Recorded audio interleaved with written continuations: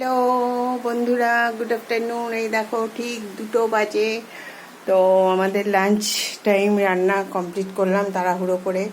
তো যাই হোক, তো ফাইনালি কি রান্না করলাম লাঞ্চে, তো দেখো এই যে গরম গরম ভাত করে নিয়েছি, একটু শাক ভাজা, উচ্ছে ভাজা, আর হচ্ছে ইলিশ মাছের মাথা দিয়ে লাউ ঘন্ট।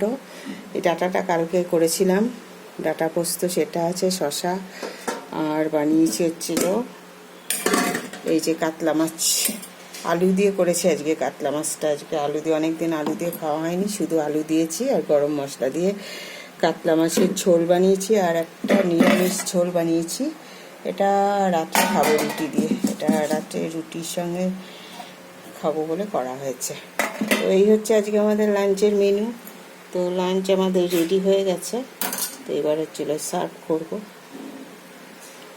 তো ঠিক আছে বন্ধুরা, তোমরা সাথে থাকো, আমার সঙ্গে থাকো, আমাকে সাপোর্ট করো, আমার চ্যানেল সাবস্ক্রাইব করো।